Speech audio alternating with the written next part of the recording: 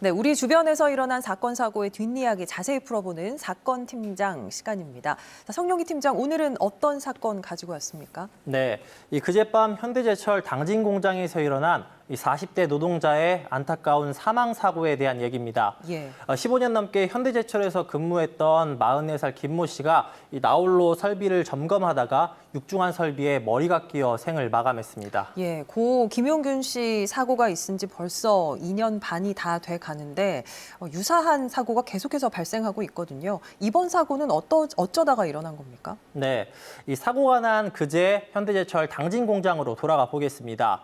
이 오후 4시쯤 사고를 당한 김 씨를 비롯해서 당시 근무조원들은 공장 설비에 이상이 있는지 돌아다니면서 확인하는 일상 점검을 하고 있었습니다. 네. 그런데 이 금속을 가열하는 가열로 아래에서 이 틱틱하는 이상한 소음이 나는 것을 확인합니다. 가열로 아래에 있는 이 워킹빔이라는 게 문제였습니다. 워킹빔이요? 네, 예. 이 워킹빔은 이 대형 쇳덩어리를 차례대로 가열하기 위해서 이동시키는 설비인데요. 이름처럼 이 자동으로 좌우로 움직이는 설비입니다. 여기에 이상이 감지되자 김 씨는 5시간쯤 뒤인 이 밤 9시 15분 혼자 이 설비를 정밀하게 점검하기 위해 이 가열로 아랫부분으로 들어갔고요. 예. 이 워킹빔에 머리가 끼이는 사고를 당했습니다. 이 점검하러 간 뒤 김 씨가 한참을 복귀하지 않자 이 동료들이 김 씨를 찾아 나섰고요. 결국 김 씨는 밤 10시 50분쯤 이 바닥에 쓰러져 발견됐고 병원으로 이송 도중에 숨졌습니다. 예, 설비를 점검하던 중이었다면 안전 장비를 분명히 했을 텐데 이렇게 사망 사고로 이어진 주 원인에 대해서는 어떻게 파악되고 있나요? 네, 이 김 씨는 물론 이 안전모 같은 안전 장비를 하고 있었습니다. 예. 그런데 이 사고처럼 이 움직이는 이 거대한 워킹빔과 이 기둥 사이에 이 머리가 끼어서 숨졌습니다. 워킹빔이 한 번 움직일 때 50초가 걸린다고 하는데 예. 그렇게 빠른 속도는 아니거든요. 하지만 유압 실린더 방식으로 움직이는 설비이기 때문에 이 압력이 굉장히 강하다고 합니다. 이 김 씨가 쓰고 있던 안전모에서 이 깊게 눌린 자국이 발견됐고 또 머리에서 출혈도 확인됐습니다. 김 씨는 발견되자마자 119에 의해 인근 종합병원으로 이송됐지만 이미 이송 과정에서 맥박이 끊긴 상태였습니다. 이 자동화된 대형 설비에 결국 안전장비도 소용이 없었습니다. 예, 안전장비가 소용이 없을 정도로 위험한 작업 환경이라면 노동자가 가까이 접근하는 걸 애초에 좀 차단했어야 하는 거 아닙니까? 네, 맞습니다. 이 앞서 사고 장소가 이 가열로 아래였다고 말씀을 드렸는데 예. 이 상당히 넓은 지하 공간입니다. 워킹빔이 움직이는 동선에 이 방호 울타리를 설치하거나 사람이 있으면 자동으로 멈추는 센서를 설치할 수 있는 공간입니다. 그런데 사고 장소에는 이런 기본적인 안전장치가 전혀 없었습니다.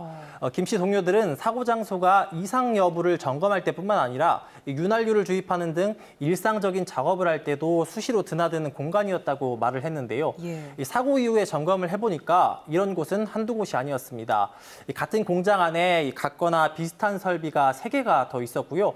다른 공정도 마찬가지였습니다. 김 씨 동료들은 전부터 사측의 이런 위험을 개선해야 한다고 말해왔지만 번번이 묵살당했다고 주장하고 있습니다. 예, 이번 사고를 두고 노동자분들께서 현대제철에 의한 살인이다라고까지 말하는 이유가 바로 이런 부분인 것 같은데요. 법적으로도 좀 문제가 되겠는데요. 네, 산업재해를 예방하기 위해서 이 산업안전보건법이 마련돼 있죠. 예. 지금까지 드러난 사실만 보더라도 이 법 위반 소지가 있습니다. 이 산업안전보건기준에 관한 규칙을 보시죠. 이 92조를 보면요, 이 사업주는 각종 기계의 정비, 검사, 수리, 이런 작업을 할 때 이 근로자가 위험해질 우려가 있으면 해당 기계의 운전을 정지해야 한다고 예. 돼 있습니다. 이번엔 223조를 볼까요? 사업주는 근로자에게 발생하는 위험을 방지하기 위해 이 높이 1.8m 이상 울타리를 설치해야 하고 이 설치할 수 없는 구간에는 이 감음형 방호 장치, 이 센서라고 하죠. 예, 이걸 예. 설치해야 한다고 규정하고 있습니다. 조사가 좀 더 진행돼야겠지만 이런 규정들을 볼 때 이 사측이 책임을 피하기는 어려워 보입니다. 예, 이렇게 법이 있는데도 불구하고 현장에서 적용이 안 되고 있다. 이래서 좀 더 강력한 처벌 규정이 필요하다는 의견이 계속 나오고 있는 거군요. 네, 그래서 이 중대재해기업 처벌법이 제정돼 내년 1월 시행을 앞두고 있습니다. 태안화력 하청 노동자 고 김용균 씨 사망 사고 이후 입법이 논의되어 오다가 지난 1월 8일 국회 본회의를 통과했고요. 내년 1월 27일 시행됩니다. 예. 현행 산업안전보건법이 이 법안을 법규 의무 준수 대상자 법인이죠. 법인 법규 의무 준수 대상자로 규정하고 있고 이 사업주는 안전보건 규정 위반 시에만 처벌한다고 돼 있는데요. 이 반면에 중대재해기업처벌법은 이 법인과 별도로 이 사업주에게도 법적 책임을 묻는 데서 우선 차이가 있습니다. 예. 구체적으로 보면 노동자가 사망할 경우 이 사업주 또는 경영 책임자를 이 1년 이상의 징역 또는 10억 원 이하의 벌금에 처하고요. 이 법인에는 50억 원 이하의 벌금을 부과할 수 있습니다. 또 노동자가 다치거나 질병에 걸릴 경우에는 이 7년 이하의 징역 또는 1억 원 이하의 벌금에 처해집니다. 단 5인 미만 사업장은 적용 대상에서 제외됐습니다. 경영계에서는 이 기업의 과도한 책임을 지게 기업 활동이 위축될 것이라고 주장하는 반면에 노동계에서는 유예 조항이 생기고 처벌 수위가 낮아지면서 입법 취지가 후퇴했다며 반발하고 있는데요. 이 노동 현장에서 얼마나 실효성이 있을지는 지켜봐야 될 것 같습니다. 알겠습니다. 사건 팀장 오늘은 여기서 마무리하겠습니다. 성용희 팀장 수고했습니다.